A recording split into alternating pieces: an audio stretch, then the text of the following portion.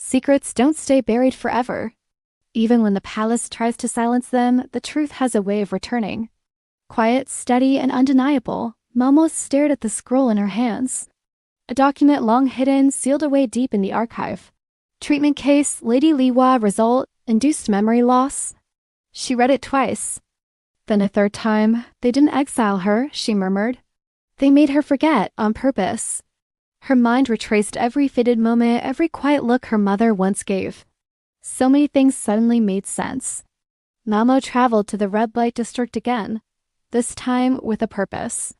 She returned to Li Hua's former room, carefully preserved by the women who once knew her. I'm looking for something, she told them. Something small, maybe behind the mirror. The women exchanged glances, then nodded, stepping aside as she approached the chipped surface. Behind it, hidden in the dusty crook, she found a small vial. Long-dried, but the residue still faint. She brought it to her nose, analyzing its scent and trace. Lotus root haze, mixed with silver leaf oil, she whispered. A rare compound. It alters memory, restricted, specialized, used only in very controlled settings. That moment hit her harder than any revelation before. They hadn't simply silenced her mother. They rewrote who she was, erased a name, a past, a family. Momo didn't cry. She didn't rage. She simply stood still, thoughtful, quiet. But something inside her shifted. If they went this far to hide the truth, then it must matter, and I'll find out why. Back in the palace, Jinshi received yet another hushed report. A noble had fallen ill. The third in recent weeks, all of whom were once involved in a forgotten operation tied to the Red District. He sighed, pinching the bridge of his nose. Some secrets are best left buried.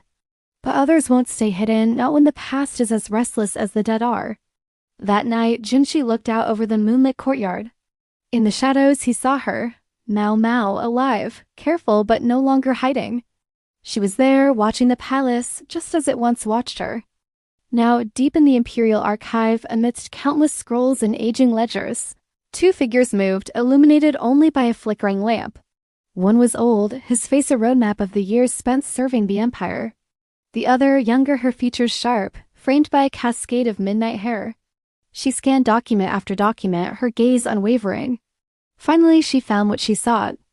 An account ledger detailing the comings and goings of every noble attending the Emperor's Ball. Her eyes narrowed as she found the entry she sought. A single-line item, a name. Lian Hua, beside it a column of numbers, a date circled. She looked up at the archivist. Can I see the guest list for that ball? He asked, surprised by her sudden interest in such an obscure event. But he obliged, unfurling a yellowed scroll. As she studied it, her fingers tracing the faded ink, she found the name she sought, Li Hua. Beside it, a series of lesser nobles, all now long forgotten. But one name stood out, different, distinct. Jinshi, the same Jinshi who now stood before her, unreadable, impassive. Their eyes met. She stared back, her expression unyielding. Why did they erase my mother from the records? She asked, her voice echoing in the silent archive. Jinshi hesitated, then inclined his head towards a nearby screen. Your mother, he began, his voice low. She was involved in a matter of great import, a plot that threatened the very stability of the empire. To protect her and those loyal to her, it was decided that certain memories would be gently nudged, ensuring their safety and the continuation of their service. Her mother was a spy. Mao couldn't believe it. But why? Why erase my mother? Jinshi remained silent, the weight of his words heavy in the stillness. Finally, he spoke. Some secrets, princess, are best left buried. For your mother's sake, for the sake of the empire, you must understand. He reached out, wanting to touch her, to comfort her, but stopped short. She recoiled slightly, shielding herself, her eyes brimming with unshed tears. Why? Why did they do this? She whispered, her voice breaking. Jinshi looked away, unable to meet her gaze. Because, princess, some truths, once uncovered, cannot be buried again. He turned back, his face etched with sorrow. I'm sorry, Mao Mao, he said, bowing his head. I'm sorry for your loss. He could see the confusion, the pain in her eyes.